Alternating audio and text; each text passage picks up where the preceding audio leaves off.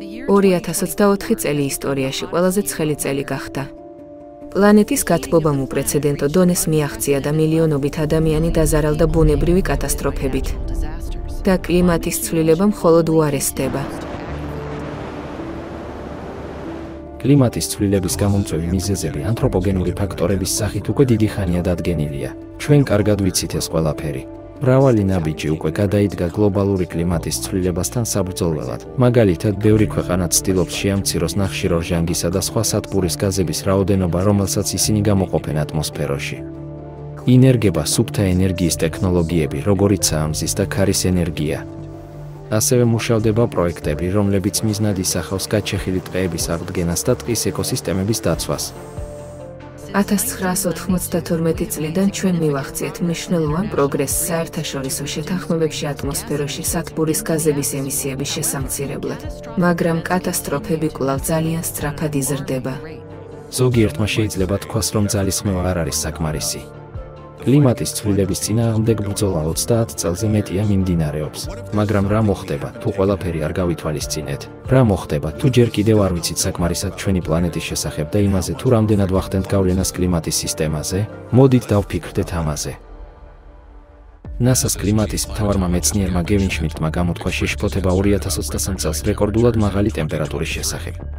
მისი თქმით, ამ ტემპერატურამ არა მხოლოდ მოხსნა წინა რეკორდები, არამედ აჩვენა, რომ არსებობს უცნობი ფაქტორები, რომლებიც იწვევს გათბობას წინა მოდელების ნორმალურ გრძელვადიან ტენდენციებს გადააჭარბოს. სხვა სიტყვებით რომ ვთქვათ, არსებობს სხვა ფაქტორები, რომლებიც ათბობს პლანეტას, რომლებიც ჯერ არ გაგვითვალისწინებია. წამყვანი ცნობილი მეცნიერები გვეუბნებიან, რომ ახლა არის დამატებითი X ფაქტორი, რომელიც ათბობს პლანეტას. მოდით ვიფიქროთ მასზე, ალბათ ის არც ისე უცნობია ჩვენთვის. დედამიწის გათბობის სისტემაში რამდენიმე ძირითადი ელემენტია. ეს მზეა. ეს არის გათბობის ზედაპირი. ეს არის ატმოსფერო სათბურის გაზებით. ჩვენთვის გასაგებია სათბურის გაზები. მზე როგორც სითბოს წყარო მდგრადია და მუდმივად აგზავნის სითბოს ერთნაირი რაოდენობით დედამიწაზე. წელიწადის დროიდან გამომდინარე, ის მეტ-ნაკლებად მოდის პლანეტის სხვადასხვა კუთხეში. ჩვენ უკვე ვიცით, როგორ მოქმედებს ატმოსფერო სითბოზე. მაშინ იქნებ დედამიწის ზედაპირის ელემენტში იმალება დამატებითი ფაქტორი დედამიწის გასათბობად. რა შეადგენს დედამიწის ზედაპირის უმეტეს ნაწილს? მსოფლიო ოკეანეები მოიცავს დედამიწის ზედაპირის თითქმის 71%-ს და შეიცავს პლანეტის წყლის 97%-ზე მეტს. ოკეანე საოცარია. ის ჩვენი სიცოცხლეა. ის გვაძლევს ჟანგბადს და არის ცოცხალი ორგანიზმის მილიონობით სახეობის სახლი. მსოფლიო ოკეანეები არა მხოლოდ სიცოცხლის აკვანია, არამედ კლიმატის მარეგულირებელიც.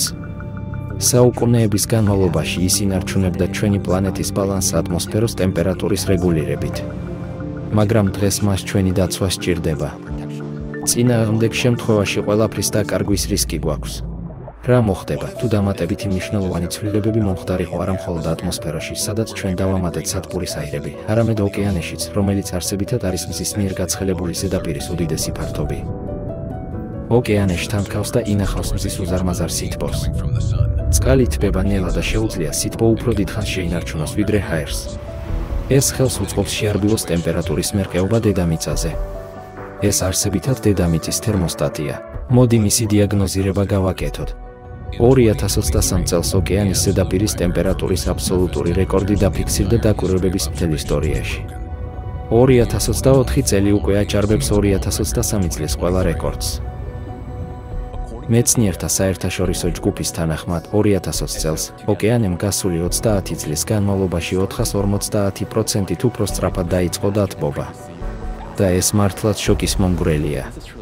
მეცნიერებმა გამოთვალეს, რომ იმისათვის, რომ ოკეანე გახურდეს ისე სწრაფად, როგორც ახლა, მას დასჭირდება იმდენი ენერგია, რამდენიც გამოიყოფა 7 ატომური ბომბის ყოველწამიერად აფეთქებიდან 1 წლის განმავლობაში, ისეთი ბომბების, როგორიც ჩამოაგდეს ჰიროშიმაზე. უბრალოდ წარმოიდგინეთ ენერგია, ეს წარმოუდგენელი რაოდენობაა. დაჩნდება კითხვა, საიდან გაჩნდა მთელი ეს ენერგია? მეცნიერებმა შეძლეს დედამიწის ზედაპირის გათბობის გაზომვა. ეს გათბობა გათვალისწინებულია ჩვენთვის ცნობილ კლიმატურ მოდელებში. მაგრამ ოკეანის ზედაპირი მსოფლიო ოკეანის წყლებში წყლის მთლიანი მოცულობის მხოლოდ დაახლოებით 1/10%-ია, 0.1. შეიძლება თუ არა X ფაქტორი, რომელიც ათბობს დედამიწას, იმალება ოკეანის დარჩენილ 99.9%-ში. ნახეთ, მაშინ ჩვენ გვაქვს ორი ვარიანტი. პირველი ვარიანტი. დაუშვათ, რომ სადღაც ოკეანეში უფრო მეტმა სითბომ დაიწყო დენა, ახლა ჩვენ არ დავაყენებთ კითხვას, საიდან. და მეორე ვარიანტი, რაღაცამ შეცვალა ოკეანის თვისებები და მან დაიწყო უფრო მეტი სითბოს დაგროვება ვიდრე ადრე, ანუ შეწყვიტა მისი გათავისუფლება. ფიგურალურად თუ წარმოგიდგენთ, ოკეანე ადრე მდუღარე წყლით სავსე ჩიქას ჰგავდა, ატმოსფეროში სითბო გահქონდა. რა მოხდება, თუ ახლა ოკეანე არ მუშაობს როგორც ერთი ჩიქა ჩვეულებრივი მდუღარე წყლით, არამედ როგორც თერმოსი წვნიანით და არ გამოსცემს სითბოს ისე ადვილად, როგორც ადრე აკეთებდა?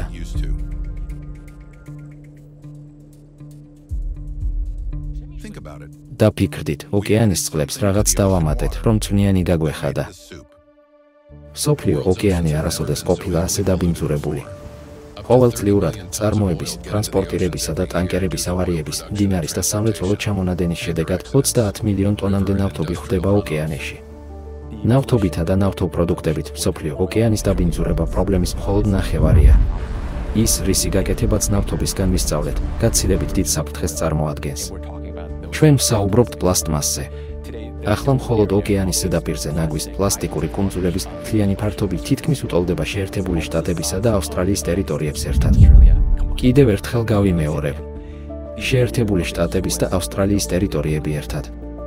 ოკეანეები ისე დავაბინძურეთ.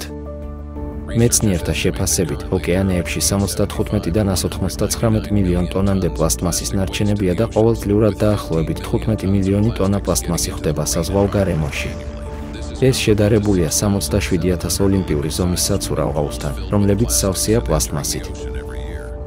იცით, რა იმართება სინამდვილეში პლასტმას, როდესაც ის ოკეანეში აღმოჩნდება? მზის, მარილიანი წყლის, ტალღების და ქარის ზემოქმედება აქცევს დიდ პლასტმასის ნარჩენებს პატარა ნაწილაკებად. პლასტმასი შეიძლება დაიშალოს რამდენიმე მილიმეტრამდე, რა დროსაც მას მიკროპლასტიკს უწოდებთ. ეს ნაწილაკები შეუიარაღებელი თვალით ჩანს. გავაგრძელოთ პლასტმასის დეგრადაცია. რა მოუვა მას? როდესაც პლასტმასის ნაწილაკების ზომა აღწევს ნანომეტრულ დიაპაზონს, 1 მიკრომეტრზე ნაკლები, ისინი იქცევა ნანოპლასტიკებად. ამ ნაწილაკების დანახვა უკვე შესაძლებელია მხოლოდ მიკროსკოპის ქვეშ. მაგრამ მთავარი ის არის, რომ პლასტიკი არასოდეს იშლება მთლიანად, ის არ იშლება ორგანული ნივთიერებების მსგავსად. გესმით? ის არასოდეს დაიშლება თავისით. არასოდეს. ნანოპლასტიკი ოკეანეში პლასტმასის ნარჩენების დაშლის ბოლო ეტაპია. ეს პატარა ნაწილაკები ინარჩუნებენ ორიგინალური პლასტმასის პოლიმერულ სტრუქტურას, მაგრამ მათი მცირე ზომის გამო მათ ახალი თვისებები აქვთ. მაგალითად, ისინი ადვილად ახტევენ ცოცხალი ორგანიზმების ქსოვილებში და შეუძლიათ ბიოლოგიური ბარიერების გადალახვა. ისინი ადვილად შედიან საზღვაო ეკოსისტემების კვების ჯაჭვებში და შეუძლიათ დაგროვდნენ ცოცხალი ორგანიზმების ქსოვილებში. პლასტმასის ნარჩენების მაღალი კონცენტრაციის მქონე უბნებს პლასტმასის წვნიანს უწოდებენ. ბოლოს და ბოლოს, სწორედ ამ წვნიანზე ვსაუბრობდით ადრე. ადრე ჩვენი თერმოსი შეიცავდა სუფთა ზღვის წყალს, ახლა კი პლასტმასის წვნიანს შეიცავს. და აქ ჩნდება კითხვა, როგორ იმოქმედა ნანოპლასტიკის დამატება წყლის თერმულ თვისებებზე?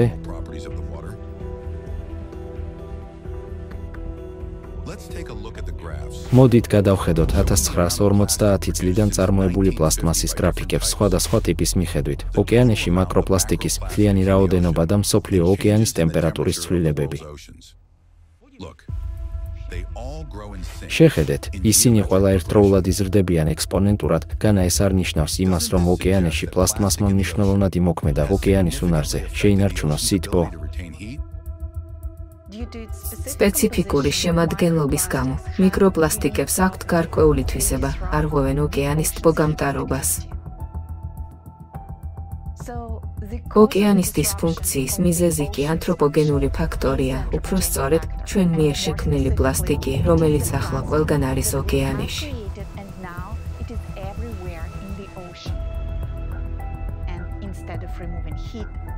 სითბოს მოხსნის ნაცვლად, ოკეანე თბილ საბანად იქცა ჩვენი პლანეტისთვის, რომელსაც ძალიან სჭირდება გაგრილება. ნანოპლასტიკების გავლენა ოკეანის წყლის თბოგამტარობაზე არის თემა, რომელსაც მეცნიერები ჯერ კიდევ აქტიურად იკვლევენ. არსებობს რამდენიმე ვარაუდი იმის საფუძველზე, რაც აქამდე ვიცით.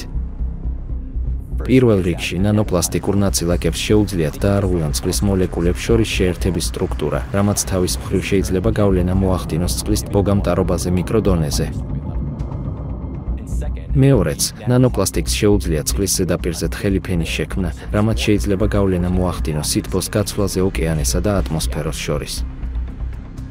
და ბოლოს, ნანოპლასტიკს შეუძლია წყალში სხვა ნაწილაკებთან ურთიერთქმედება, წარმოქმნას აგრეგატები და გავლენა მოახდინოს სითბოს მოძრაობაზე წყლის გარემოში. ანუ ნანოპლასტიკი აშკარად მოქმედებს ოკეანის ტბოგამტარობაზე და როგორც ჩანს, ჩვენ როგორც კაცობრიობას, ჯერ კიდევ არ გვაქვს წარმოდგენა, რამდენად ძლიერია ეს გავლენა. და მთელი ეს დაბინძურება ნავთობით, მიკროპლასტიკებით და სხვა ქიმიკატებით იწვევს ოკეანის წყლის კიდევ უფრო მეტ მჟავიანობას. მოგეხსენებათ, ოკეანის მჟავიანობა არ არის მხოლოდ პრობლემა, ის ასევე არის მიზეზი იმისა, რომ მიკროპლასტიკი ბევრად უფრო სწრაფად იშლება ნანოპლასტიკებად. და ეს მხოლოდ აუარესებს სიტუაციას ოკეანეში სითბოს დაგროვების. გარდა ამისა, ნახშირწყალბადების გამოყენებამ, როგორიცაა მეთანი და ზეთისაწვავის დასაწვავად და პლასტმასის წარმოებისთვის, მნიშვნელოვნად გააუარესა ეკოლოგიური მდგომარეობა ჩვენს პლანეტაზე. სათბურის აირები ატბობს ატმოსფეროს, რაც თავის მხრივ ატბობს ოკეანის ზედაპირს. ეს იწვევს ჭარბის სითბოს დაგროვებას როგორც ატმოსფეროში, ისე ოკეანეში, რის შედეგადაც იზრდება აორთქლება და ატმოსფეროში ტენიანობა. გამოდის, რომ ჩვენ მოჯადოებულ წრეში ვართ. ოკეანეების მდგომარეობა უარესდება, ეს გავლენას ახდენს ატმოსფეროზე, ატმოსფეროს აპირისპირო გავლენას ახდენს ოკეანეებზე და კატაკლიზმები კვლავ იზრდება. რაღაც უნდა გაკეთდეს ამის შესახებ. პასუხი კითხვაზე, რა ატბობს ოკეანეს? ახლა განვიხილავთ მხოლოდ ერთ ვარიანტს, ცვლილებებს თავად ოკეანის თვისებებში. და კიდევ ერთი ვარიანტი გვაქვს დარჩენილი. რა მოხდება, თუ საიდანღაც ოკეანეში უფრო მეტი სითბოს შემოდინება დაიწყო? მზისგან სითბო არ მოდის მეტი და ჩვენს მოდელებში უკვე გავითვალისწინეთ ატმოსფეროს ანთროპოგენური გათბობით მიღებული სითბო. მაგრამ შეუძლია თუ არა ნანოპლასტიკს გაზარდოს ოკეანის გათბობა იმ ენერგიის შესაბამისი სიჩქარით, რომელიც გამოიყოფა, თუ 7 ატომური ბომბი, როგორიც იყო ჰიროშიმაზე ჩამოვარდნილი, ყოველ წამში აფეთქდებოდა 1 წლის განმავლობაში. ჩვენ არ დავხარჯეთ ამდენი ენერგია ამ პლასტმასის წარმოებისთვის, მაშ როგორ შეიძლება ეს ყოფილიყო სითბოს ერთადერთი მიზეზი? მე ნამდვილად არ ვფიქრობ ასე. ბოლოს და ბოლოს, თუ წვნიანს ვერ მიშელს დაუმატებთ, ის თავისით არ გაცხელდება. მოდით შევხედოთ ჩვენს თერმოს წვნიანით სულ სხვა კუთხით. რა მოხდება, თუ ეს არ არის მხოლოდ თერმოსი, არამედ ქვაბი, რომელიც დგას ცხელღუმელზე? ამერიკელმა მეცნიერთა ჯგუფმა დაადგინა, რომ ოკეანის საშუალო სიღრმე ბოლო 60 წლის განმავლობაში 15 ჯერ უფრო სწრაფად თბებოდა, ვიდრე წინა 10,000 წლის განმავლობაში. ამავდროულად, ოკეანის გათბობა ყოველდღიურად ჩქარდება. ტემპერატურის ასამაღლებლად ისეთ სიღრმეებში, სადაც მზის სხივები ვერ აღწევს, საჭიროა უზარმაზარი ენერგია. ერთ-ერთი დამატებითი ფაქტორი, რომელიც ხელს უწყობს ატმოსფეროს გაცხელებას და შედეგად მსოფლიო ოკეანეების წყლების, არის მეთანის გამოყოფა. ჩრდილოეთ ზღვების ფსკერზე არის მეთანის დიდი მარაგი გაზის ჰიდრატების, კლატრატების სახით.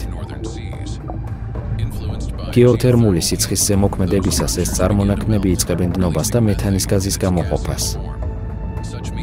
მეთანის ასეთი გამონაბოლქვი პერიოდულად ხდება და მას მეთანის შლეიფს ან მეგაფლერს უწოდებენ. ეს განსაკუთრებით საშიშია, რადგან მეთანს აქვს 25-ჯერ მეტი სათბურის ეფექტი, ვიდრე ნახშირორჟანგს. 1 ტონა მეთანს აქვს იგივე დათბობის ეფექტი, რაც 25 ტონა ნახშირორჟანგს. 2014 წლის აპრილში ნოა თანამგზავრებმა დააფიქსირეს მეთანის ანომალიური აფეთქება ატმოსფეროში არქტიკის თავზე.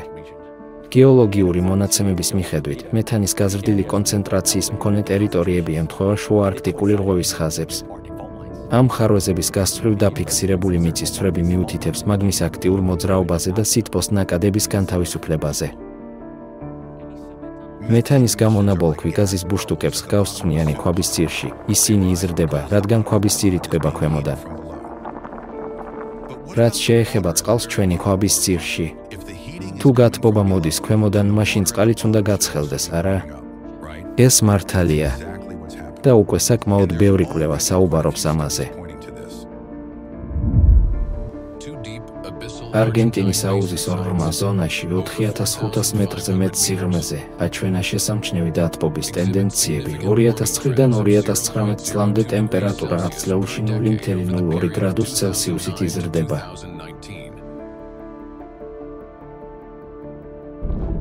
ტემპერატურის ეს ცვლილება მოითხოვს უზარმაზარ ენერგიას ამ მოცულობის ცივი წყლის ძირში გასათბობად. მეცნიერები ხედავენ ვედელის ზღვის ღრმა წყლების უცნაურ დათბობას, რომელიც ხდება დასავლეთ ანტარქტიდის სანაპიროზე. სანამ 700 მეტრის ზედა წყალი ძლივს თბება, ღრმა ფენებში ტემპერატურა მუდმივად მატულობს. ამ ანომალიას რამდენიმე ახსნა აქვს, მაგრამ არც ერთი მიზეზი ჯერ არ არის 100%-ით დადგენილი. შეხედეთ ჩვენი ქვაბიწვნიანით თბება მთელ სიმაღლეზე, მათ შორის ძირზე. პლასტმასის წვნიანი არათანაბრად ნაწილდება წყლის სისქეში, მაგრამ მას თავისთავად არ მოაქვს დამატებითი სითბო. როგორ აღმოჩნდა დამატებითი სითბო ძირში? ეს საინტერესო კითხვაა, არა? ახლა ითვლება, რომ წიაღის სითბო ძალიან უმნიშვნელოა, რომ ის იმდენად მცირეა, რომ მისი უბულებელყოფა შეიძლება. მაგრამ რა მოხდება, თუ ჩვენ ვწდებით?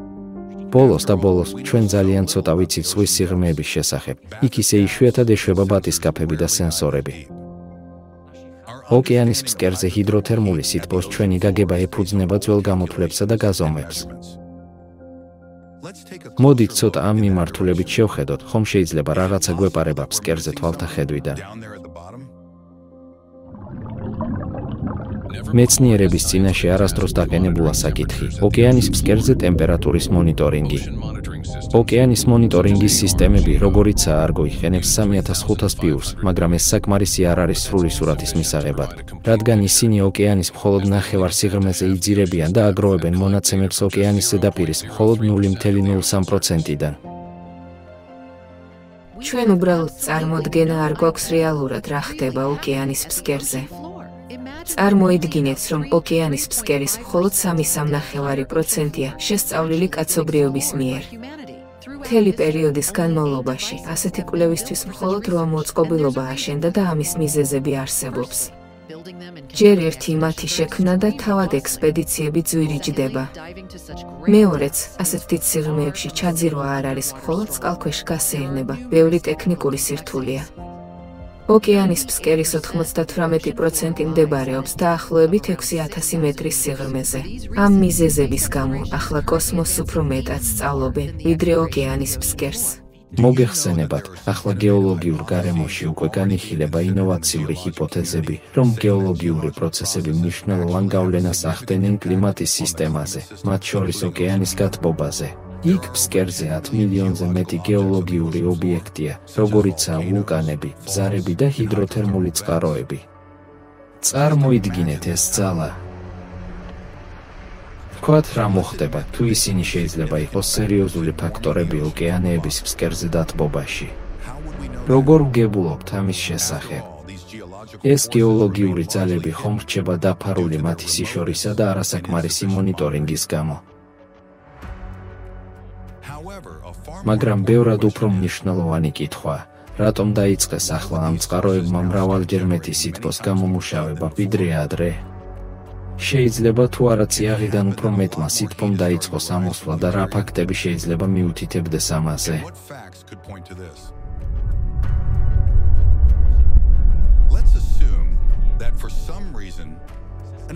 დაუშვათ, რომ რაიმე მიზეზით უზარმაზარი დამატებითი სითბო გამოჩნდა წიაღში, დედამიწის მანტიაში. რას გააკეთებს ეს სითბო? რა თქმა უნდა, დაადნობს მანტიას, ის მდნარ ყვალს ჰგავს. მოდით დავფიქრდეთ იმაზე, თუ რა შეიძლება მოჰყვეს ამას. მდნარი ცხელი მაგმა დაიწყებს ზედაპირსკენ ამოსვლას, რადგან ის ნაკლებად მკვრივი გახდება, არა? სად ვიხილავთ პირველ რიგში დამატებით სითბოს ამ ცხელი მაგმის აწევისგან? სადაც არის ვულკანური რეგიონები და არის ძლიერი ტემპერატურის კონტრასტი. იცით ასეთი ადგილი? მე ვიცი, მაგალითად ეს არის ანტარქტიდა. გაგიკვირდათ. დასავლეთი ანტარქტიდა არ არის მხოლოდ ყინულოვანი უდაბნო, არამედ პლანეტის ერთ-ერთი უდიდესი ვულკანური რეგიონია. მისი ყინულის საფარის ქვეშ 140-ზე მეტი ვულკანი იმალება, რაც ამ რეგიონს უნიკალურს და იდუმალს ხდის. უახლესი აერომაგნიტური კვლევა, რომელიც ჩატარეს გერმანიისა და ბრიტანეთის მეცნიერებმა ანტარქტიდის სამსახურის, შეადგინა რეგიონში გეოთერმული სითბოს ნაკადის რუკა.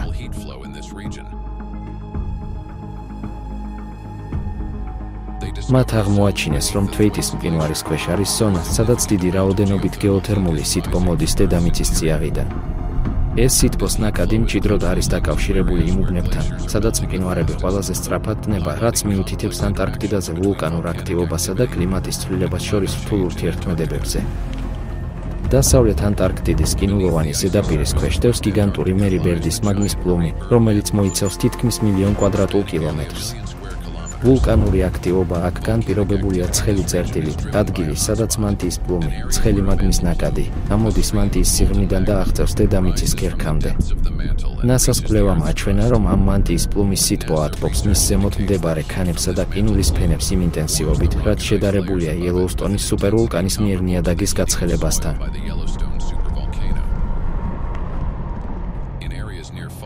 ზარების ზონაში სითბოს ნაკადი აღწევს 180 მილივატს კვადრატულ მეტრზე, რაც სამჯერ აღემატება მეზობელი ქანების თერმული აქტივობას.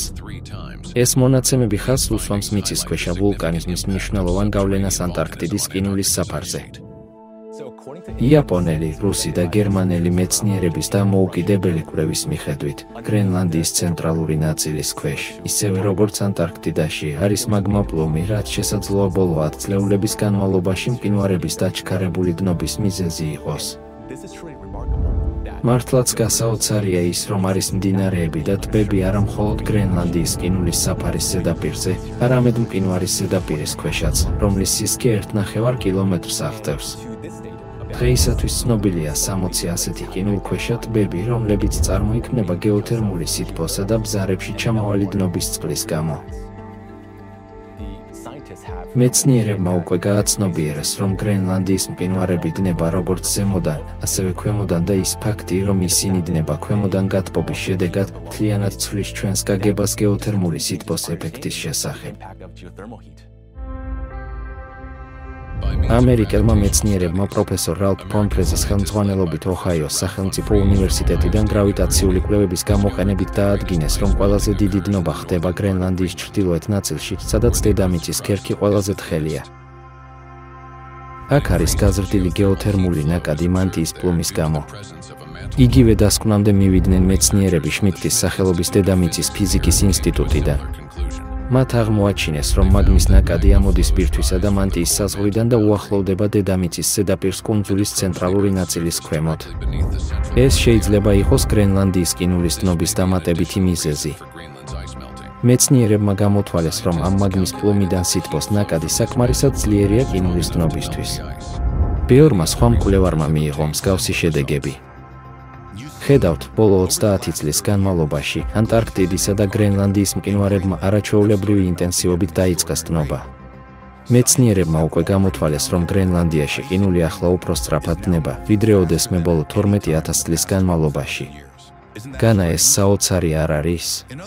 ანუ ერთდროულად ანომალიურად გაცხელებულ ოკეანესთან ერთად, ჩვენ ასევე ვხედავთ არანორმალურად მდნარ მყინვარებს და ისინი დნება ქვემოდან ზევით, გაზრდილი გეოთერმული სითბოს ნაკადის გამო. მყინვარები ნაკინს ჰგავს, რომელიც გაზქურაზე დადეს და ამ ღუმელის გაცხელება დაიწყეს. ახლა დაფიქრდით ამაზე. თუ წიაღში მეტი სითბოა, რომელიც აცხელებს მაგმას და ის ხდება თხევადი, სად შეიძლება კიდევ ამ შედეგების ნახვა?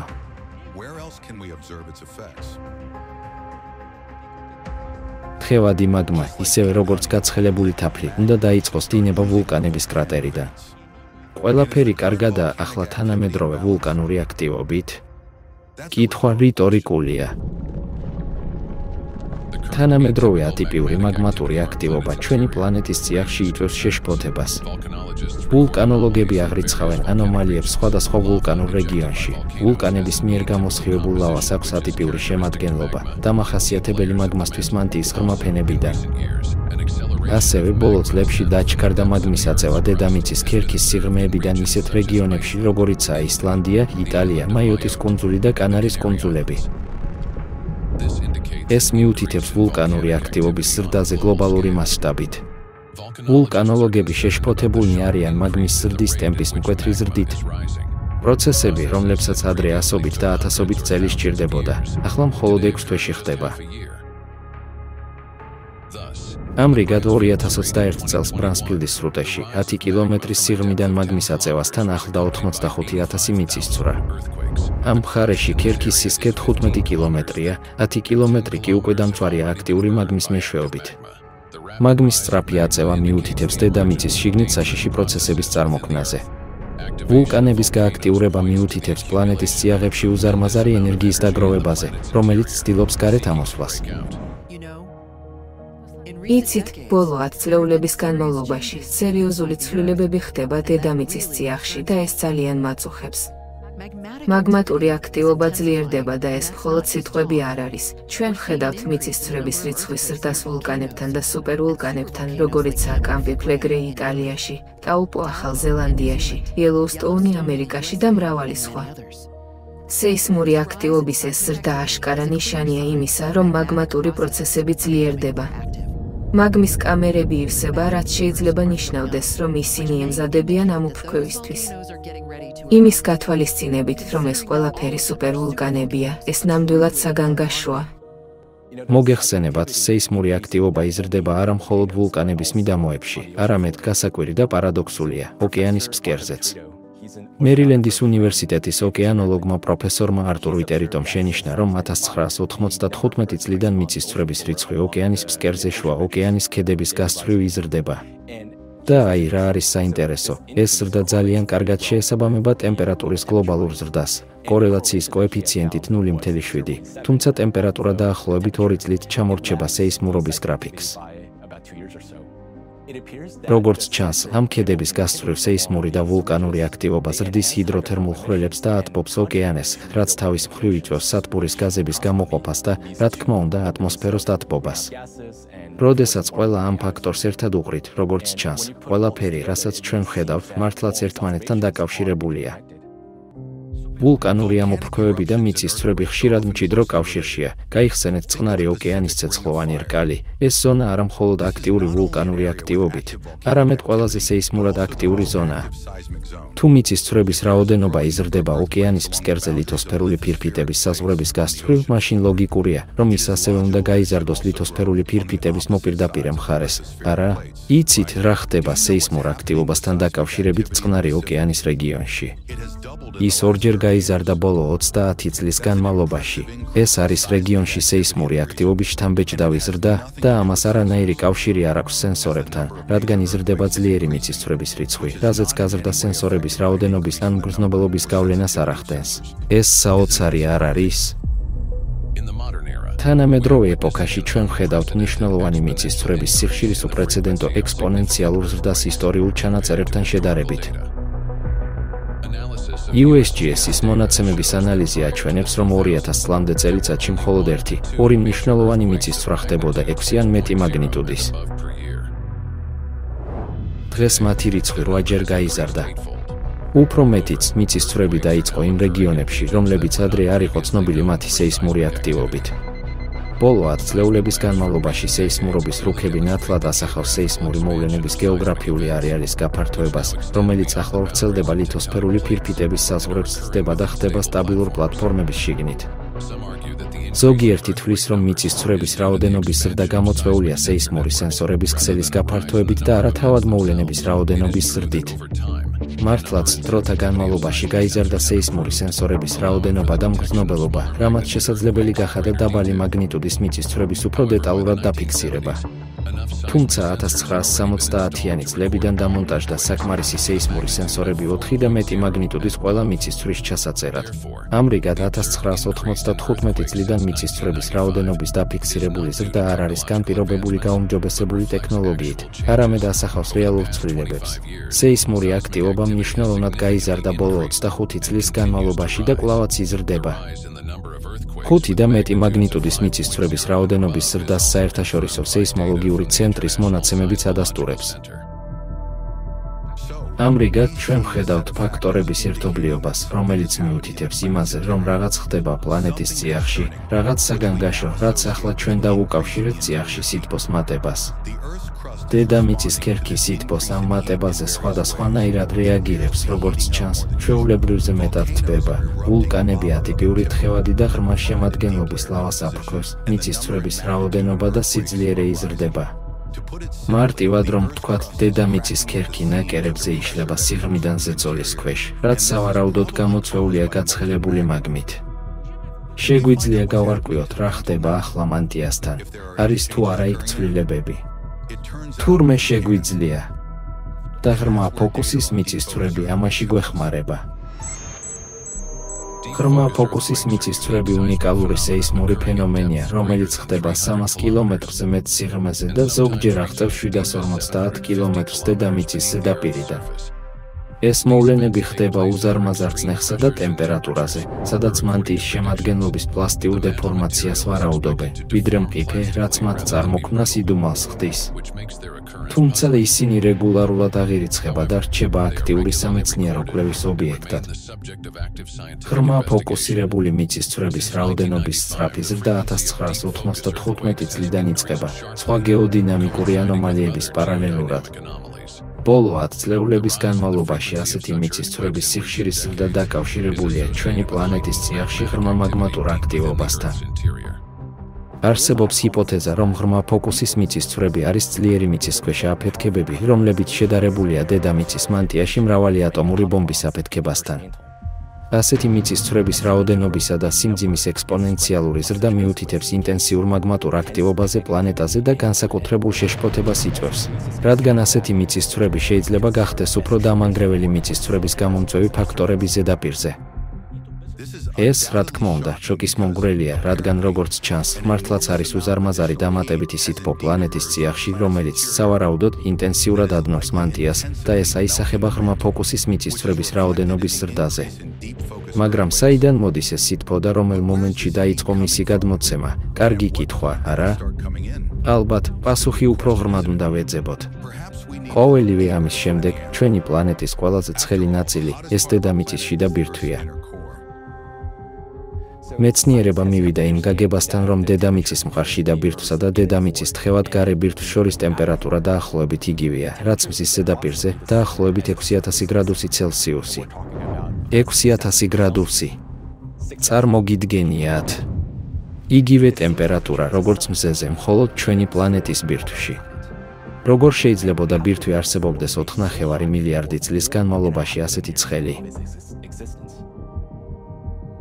ყველაფერი წესრიგშია პლანეტის ბირთვთან. შეგვიძლია ვიყოთ დარწმუნებული, რომ იქ დრამატული ცვლილებები არ დაწყებულა. როგორც გაირკვა, 1995 წელს იქ საკმაოდ უცნაური პროცესები დაიწყო, რომლის იგნორირებაც არ შეიძლება. 1995 წელს მთელს მსოფლიოში სამეცნიერო ლაბორატორიებმა პირველად დააფიქსირეს საგანგაშო პლანეტარული ანომალიები. ერთ-ერთი ყველაზე შესამჩნევი ცვლილება იყო ჩრდილოეთ მაგნიტური პოლუსის მოძრაობის მკვეთრი აჩქარება. თუ ადრე ის მოძრაობდა წელიწადში 10 კილომეტრის სიჩქარით, მაშინ 1995 წლიდან მისი სიჩქარე წელიწადში 55 კილომეტრამდე გაიზარდა.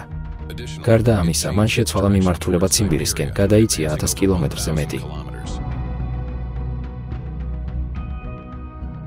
ჩრდილოეთ მაგნიტური პოლუსის მკვეთრი ცვლა მართლაც უნიკალური მოვლენაა, რომელიც აქამდე არ დაფიქსირებულა ბოლო 10,000 წლის განმავლობაში. წარმოგიდგენიათ. არსებული თეორიის მიხედვით, დედამიწის მაგნიტური ველი იქნება გამდნარი რკინის ნაკადების გამო, რომლებიც მოძრაობენ პლანეტის მყარი ბირთვის გარშემო. 2013 წელს ლიცის უნივერსიტეტის მეცნიერთა ჯგუფმა მნიშვნელოვანი აღმოჩენა გააკეთა. დედამიწის მაგნიტური ველის ცვლილებები დაკავშირებულია მის გარე ბირთვში თხევადი რკინის ნაკადის აჩქარებასთან. ეს აჩქარება, როგორც ჩანს, 1995 წელს დაიწყო. და დედამიწის მაგნიტური ველის ცვლილებები არ არის ერთადერთი, რაც მოხდა 1995 წელს. წელს კიდევ ბევრი გეოდინამიკური პარამეტრი შეიცვალა. 1995 წელს ასევე იყო შეფერხება დედამიწის ბრუნვაში. პლანეტის ბრუნვის ღერძის მიმართულება შეიცვალა და მისი მოძრაობის სიჩქარე 17-ჯერ გაიზარდა. სამეცნიერო კვლევები მიუთითებს 1995 წლის ოქტომბერზე როგორც გარდამტეხი წერტილი პოლარული დრეიფის. ამავე დროს 1995 წელს მკვეთრი ნახტომი მოხდა დედამიწის ბრუნვის აჩქარებაში. პარიზის ობსერვატორიის მონაცემები აჩვენებს, რომ ამ წლების განმავლობაში დღის ხანგრძლივობამ დაიწყო რამდენიმე მილიწამით კლება, რაც იმაზე მეტყველებს, რომ დედამიწამ ჩვეულებრივზე სწრაფად დაიწყო ბრუნვა.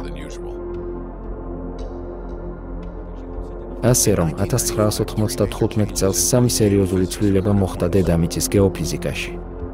ჯერ ერთი მკვეთრად აჩქარდა ჩრდილოეთის მაგნიტური პოლუსის დრიფტი. მეორეც შეიცვალა დედამიწის ბრუნვის ღერძის მიმართულება.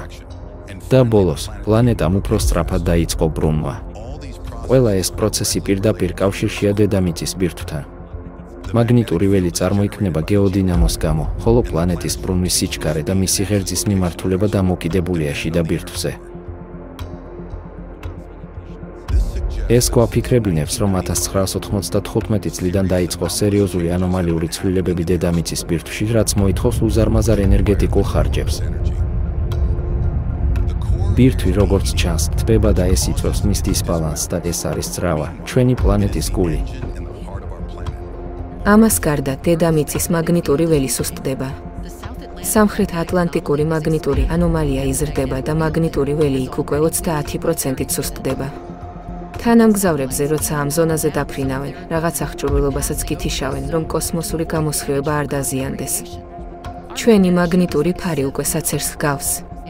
ბოლო წლებში დავიწყეთ მაგნიტური ველის შესუსტების საგანგაშო შედეგების შემჩნევა. წითელი ავრორები ჩნდებიან ისეთ ადგილებში, სადაც აქამდე არასდროს უნახავთ. ეს განსაკუთრებით აქტიურად ხდება ბოლო წლებში და სწორედ ამიტომ ხდება მაგნიტური ქარიშხლები ასეთი საშიში და ეს მართლაც დიდ შეშფოთებას იწვევს ჩემში. 1995 წელს დაწყებული ცვლილებები არ წყდება. ისინი განაგრძობენ ზრდას. მაშასადამე უკვე 1997-1998 წლებში დედამიწის ბირთვთან მოხდა ფენომენი, რომელსაც ანალოგი არ ჰქონდა დაკვირვების ისტორიაში. ბევრმა მეცნიერმა დაწერა მათ შესახებ და ეს კოლოსალურია. მეცნიერებმა დედამიწის მასის ცენტრის სატელიტური მონაცემების გამოყენებით 1997-1998 წლებში დააფიქსირეს უნიკალური ფენომენი, ნახტომი ჩვენი პლანეტის შიდა ბირთვში. შედეგად ბირთვი გადავიდა ჩრდილოეთით, ხაზის გასწვრივ დასავლეთ ანტარქტიდიდან დასავლეთ ციმბირში, ტაიმირის ნახევარკუნძულამდე რუსეთში. ამავდროულად 4 დამოუკიდებელმა სამეცნიერო ჯგუფმა აღმოაჩინა ანომალიური ცვლილებები დედამიწის სხვადასხვა გეოფიზიკურ პარამეტრებში, რაც ადასტურებს ამ მოვლენას.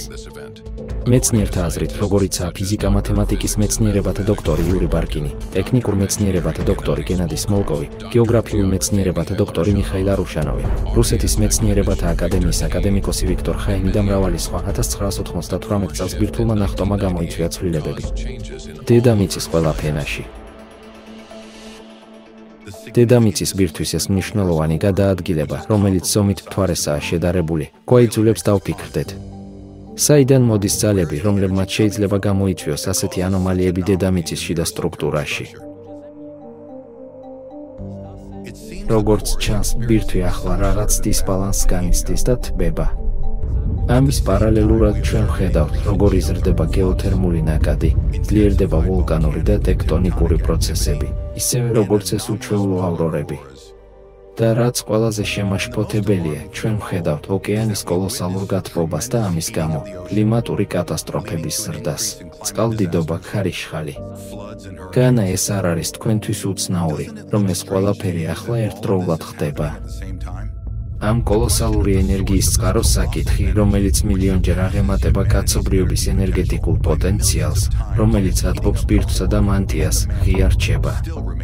ამ საკითხზე გვაქვს გარკვეული აზრები ასტრონომიული ციკლურობის მიმართულებით, მაგრამ ეს არ არის ჩვენი დღევანდელი საუბრის თემა. მნიშვნელოვანია გვესმოდეს, რომ წარმოდგენილი მოდელი ხსნის ბევრ პლანეტარულ ანომალიას, რომელიც ბოლო 10 წლეულების განმავლობაში დავაფიქსირეთ, მაგრამ არ უნდა დავივიწყოთ ანთროპოგენური ფაქტორი. გაიხსენეთ პლასტმასის წვნიანზე, რომელიც ავსებს ოკეანეებს. დაბინძურებული ოკეანე ვერ უმკლავდება სითბოს გატანას, ამიტომ კატაკლიზმების ზრდა ყველა გრაფიკს უსწრებს. როგორ შეიძლება ეს დასრულდეს? ამაზე ფიქრიც კი საშინელებაა. ჩვენს გეოლოგიურ ისტორიაში ჩვენ ვიცით მრავალი კატასტროფული ბუნებრივი მოვლენა, როდესაც კლიმატური პირობები მთელ დედამიწაზე მკვეთრად და უკიდურესად შეიცვალა. მაგალითად მოხდა ვულკანური ზამთარი, როგორც ეს მოხდა 74,000 წლის წინ ვულკანის ტობის ამოფრქვევის შემდეგ, რამაც გამოიწვია კაცობრიობის პოპულაციის შემცირება 10,000 ადამიანზე ნაკლების. მაგნიტური ველის მკვეთრი შესუსტება დაემთხვა იმ დროს, როდესაც ნეანდერტალელები გადაშენდნენ დაახლოებით 36,000 წლის წინ, ხოლო 12,000 წლის წინ მნიშვნელოვანმა დათბობამ გამოიწვია მამონტების გადაშენება. გვაქვს თუ არა ჩვენ, როგორც კაცობრიობას, საკმარისი სიბრძნე და გამბედაობა, რომ ავიცილოთ ასეთი ბედი და გვაქვს დრო რაღაცის გასაკეთებლად. ზოგიერთი მეცნიერი თვლის, რომ თუ ოკეანეში სიტუაცია არ შეიცვლება, კატაკლიზმები მთელ სიცოცხლეს წაშლის დედამიწის პირიდან. ჩვენ მხოლოდ რამდენიმე წელი გვაქვს უკუქცევის წერტილამდე. ანუ, ახლა როდესაც ჩვენი პლანეტა ინტენსიურად თბება მის წიაღში, ჩვენ ნამდვილად გვჭირდება კარგად მოქმედი პლანეტარული გაგრილების სისტემა, მაგრამ ის გადაჭედილია პლასტმასის წვნიანით. წარმოიდგინეთ ბირთვული რეაქტორი, რომელშიც სიმძლავრე გაიზარდა და ბირთვული საწვავი დაემატა და ამავდროულად მისი გაგრილების სისტემის ფილტრები ჩაიკეტა და ახლა ცივი წყლის ნაცვლად, ბირთვული რეაქტორი გრილდება ბლანტი სითხით. წარმოგიდგენიათ, რა მოუვა ამ რეაქტორს. არის თუ არა ჩვენი პლანეტარული თერმოსტატის ფილტრების მიკრო და ნანოპლასტიკებისგან გაწმენდის შანსი? პასუხი არის დიახ. პრობლემის გადაჭრის გასაღები ოკეანის გაგრილების ფუნქციის აღდგენაა. წარმოიდგინეთ, რა მოხდება, თუ დავიწყებთ ატმოსფეროდან ტენის ამოღებას და ამით დავიწყებთ ოკეანის კიდევ უფრო აორთქლების სტიმულირებას. მაგრამ ჩვენ ყველა ზედმეტ ტენს მივიღებთ ჩვენი საჭიროებისთვის, ეს არ გამოიწვევს წყალდიდობის რაოდენობის ზრდას. მაგრამ ოკეანედან აორთქლების პროცესში ნანოპლასტიკიც დაიწყებს გამოყოფას, რომლის გადამუშავებაც შეგვიძლია. ეს ტექნოლოგია არსებითად ჰგავს ჰაერის გამწმენდს პლანეტარული მასშტაბით. ამბიციურად ჟღერს, მაგრამ ასია. ეს ტექნოლოგია არის ატმოსფერული წყლის გენერატორები, ანუ გენერატორები, რომლებიც წყალს ატმოსფეროდან იღებენ. მოწყობილობის მუშაობის პრინციპი ასეთია, მასში შემავალი ჰაერი ჯერ გადის ფილტრაციას. წყალი კონდენსირდება ჰაერის ტენიანობისგან. ამრიგად ერთადერთი, რასაც მოწყობილობა ამოიღებს, არის H2O მოლეკულა, რომელიც მიკროპლასტმასის ნაწილაკზე მცირეა. ფილტრაცია ასუფთავებს ყველაფერს.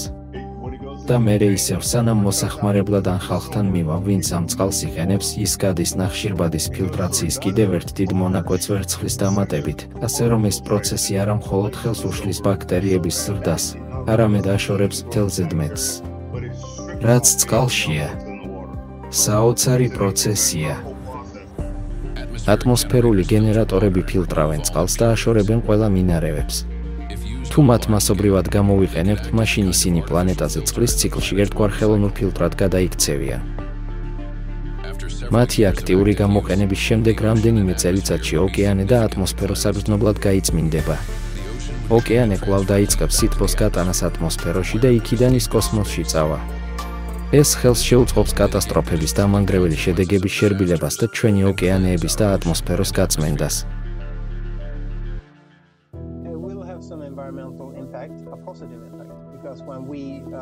ეს გარკვეულ გავლენას მოახდენს გარემოზე, დადებითა დაისახება. ბოლოს, როდესაც ატმოსფერულ ჰაერს გარდაქმნით, ჩვენ ასევე ფილტრავთ მისგან დამაბინძურებლებს, როგორიცაა ჭვარტლი, გამონაბოლქვი, ქვიშა და ყველაფერი, რაც ჰაერში დაფრინავს. და ეს ზემოქმედების მხოლოდ ერთი მაგალითია. რაც შეეხება წყლის შემცველობას გარემომცველ ჰაერში ან ატმოსფეროში, როგორც უკვე ვთქვი, აბსოლუტურად შეუძლებელია ატმოსფეროს ბუნებრივი წონასწორობის დარღვევა, რადგან ის ძალიან დიდი და ძალიან ძლიერია. მე ნამდვილად მომწონს ეს ტექნოლოგია. ეს არის ეკოლოგიურად სუფთა გამოსავალი სასმელი წყლის დეფიციტის პრობლემის გადასაჭრელად. მათი გამოყენება შესაძლებელია როგორც სახლში, ასევე დიდ საწარმოებში, სოფლის მეურნეობაში ან მინდორში. ეს არის მართლაც ინოვაციური გადაწყვეტა სუფთა სასმელ წყალზე წვდომისთვის, განსაკუთრებით რესურსებით ღარიბ ადგილებში. ეს არის ტექნოლოგია, რომელიც საშუალებას გვაძლევს შევქმნათ წყალი ნებისმიერ ადგილას. რადგან ამ ტექნოლოგიის პრინციპი არის ის, რომ კონდენსაცია წარმოიქმნება გათბობისა და გაგრილების გამო. ასე რომ იქნება ეს სიკვდილის ხეობაში ნევადაში თუ საჰარას უდაბნოში, ჩვენ მაინც შეგვიძლია იქ წყლის გამომუშავება. ანუ პლანეტის ნებისმიერ წერტილში წყლის გამომუშავება შეგვიძლია. და მეთანხმებით, დიდი პლუსია, რომ ყველა სახლში ატმოსფერული წყლის გენერატორის გამოყენებით აღარ დაგჭირდებათ პლასტმასის ბოთლების გამოყენება.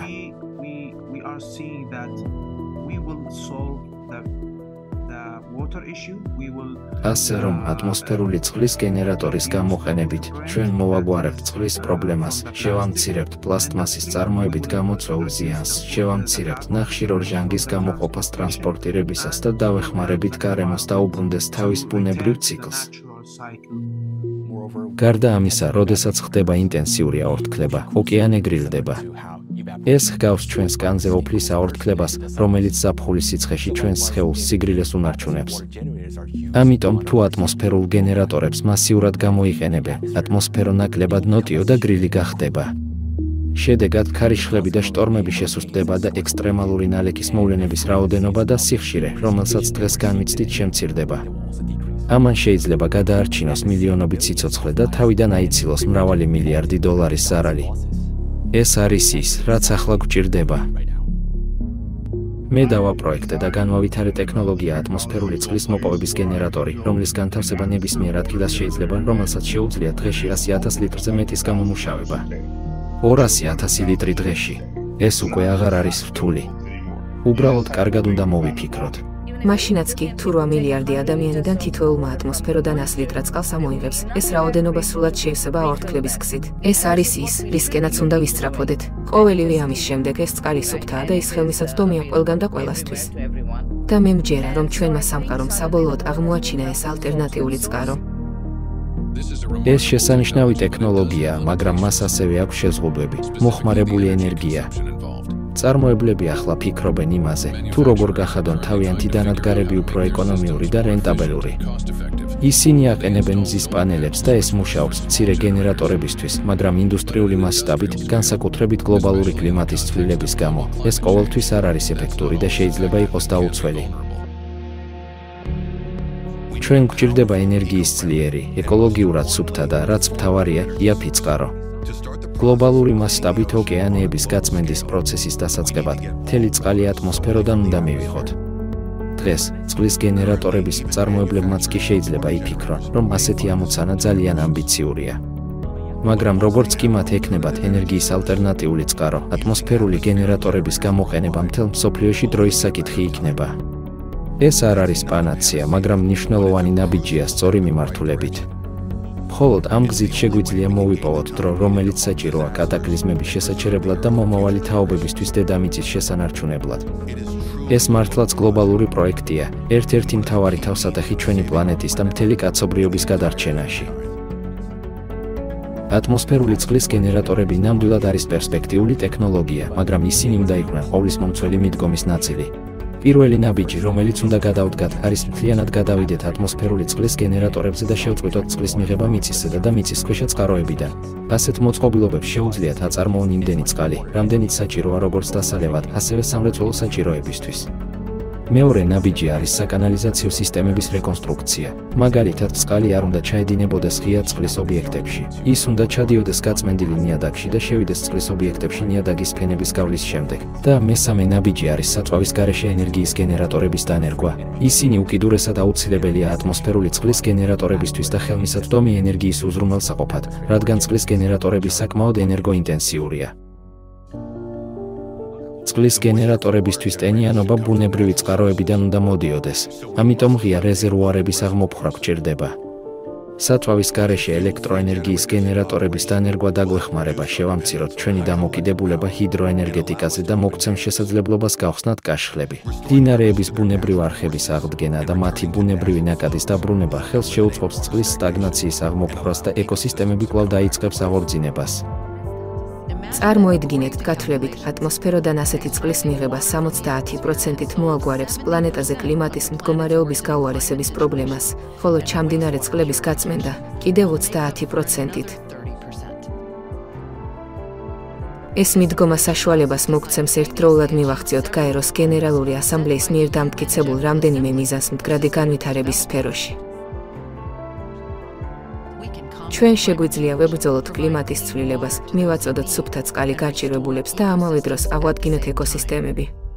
ეს უბრალოდ საოცარია. მიუხედავად იმისა, რომ სიტუაცია სერიოზულია, ჩვენ გვაქვს ოპტიმისტურად განწყობის საფუძველი. სწორი მიდგომით და საერთაშორისო თანამშრომლობით ჩვენ შეგვიძლია დავძლიოთ ეს გამოწვევები. ეს არის ძირითადი ნაბიჯები პლანეტის გადასარჩენად. თუ მათ განვახორციელებთ, შედეგები ხილული გახდება 2-3 წელიწადში. მაგრამ მნიშვნელოვანია გვესმოდეს, რომ კლიმატის ცვლილება აგრძელებს იმპულსს და ამ პროცესის დაუყოვნებლივ შეჩერება შეუძლებელი იქნება. ამიტომ, პირველ წელს სიტუაცია შეიძლება ოდნავ მერყეობდეს, მაგრამ დაახლოებით 8-14 თვის შემდეგ ყველაფერი უნდა გამოსწორდეს. და 5-8 წელიწადში ჩვენ ვნახავთ, როგორ გაიწმინდება წყალი და ოკეანე კვლავ დაიწყებს პლანეტის გაგრილების ფუნქციის შესრულებას. წყალდიდობები, გვალვები, არანორმალური ქარი და ტემპერატურის ცვლილებები გაქრება. კლიმატი გაცილებით რბილი და პროგნოზირებადი გახდება. შედეგად ატმოსფერული წყლის გენერატორების დანერგვის წყალობით ჩვენ მივიღებთ იმ დროს, რაც ახლა აუცილებელია პლანეტის გათბობის მიზეზების აღმოსაფხრელად. შემოთავაზებული სამეცნიერო და პრაქტიკული მიდგომები შეიძლება გახდეს ახალი სამეცნიერო და ტექნოლოგიური რევოლუციის საფუძველი. ისინი მიზნად ისახავს მდგრადი წყალმომარაგების უზრუნველყოფას და წყლის რესურსების დაბალანსებულ გამოყენებას. მაგრამ რაც მთავარია, ამ ზომებს შეუძლია შეამციროს უარყოფითი გავლენა ჩვენი პლანეტის კლიმატის სისტემაზე. მათ აქვთ უზარმაზარი პოტენციალი ეკოლოგიურ სიტუაციაში მნიშვნელოვანი ცვლილების შეტანის, რაც დედამიწას უფრო გამძლეს გახდის კლიმატის გამოწვევების მიმართ. საერთაშორისო თანამშრომლობა მნიშვნელოვან როლს ითამაშებს. ამ გლობალური პრობლემის გადასაჭრელად აუცილებელია მეცნიერების, პოლიტიკოსების, ბიზნესისა და საზოგადოების ძალისხმევის გაერთიანება. ჩვენი ძალისხმევისა და რესურსების გაერთიანებით ჩვენ შევძლებთ ყოვლისმომცველი ღონისძიებების შემუშავებას და განხორციელებას. იმის ნაცვლად, რომ ცალ-ცალკე ვიმუშაოთ და ვცდილობთ ერთმანეთს ზიანი მივაყენოთ, ჩვენ ერთად უნდა ვიმუშაოთ, რადგან ეს გლობალური პრობლემაა. დღეს ჩვენი ერთ-ერთი მთავარი პრობლემა ის არის, რომ ჩვენ მიდრეკილნი ვართ უფრო მეტად ვიმოქმედოთ მოგებისთვის, ვიდრე კაცობრიობის საკეთილდღეოდ. ჩვენ ყველაფერი უნდა გავაკეთოთ ამ მიდგომის შესაცვლელად, მთელი კაცობრიობის კეთილდღეობისთვის. თუ ჩვენ შევძლებთ პირობების შექმნას მეცნიერებს შორის ღია თანამშრომლობისთვის, მეცნიერები შეძლებენ დაეყრდნონ არსებულ განვითარებას და ცოდნას კატაკლიზმების ზრდის შეკავების მიზნით. ჩვენი პლანეტის მომავალი დამოკიდებულია დღევანდელ გადაწყვეტილებებზე. ჩვენ ერთად უნდა ვიმოქმედოთ, რათა გავათავისუფლოთ ოკეანეები მიკრო და ნანოპლასტიკებისგან და შევამსუბუქოთ კლიმატის ცვლილების შედეგები. ჩვენ შეგვიძლია შევცვალოთ სიტუაცია. ჩვენ უკვე გვაქვს ტექნოლოგია. ჩვენ გვჭირდება მხოლოდ მოქმედების ნება და გლობალური თანამშრომლობა. მხოლოდ ძალების გაერთიანებით შეგვიძლია შევაჩეროთ ოკეანის დაბინძურება და შევცვალოთ კლიმატური მდგომარეობა დედამიწაზე. მომავალი ჩვენს ხელშია. მოდით, ერთად დავიცვათ ოკეანე და შევქმნათ ჩვენი შვილებისთვის მდგრადი მომავლი.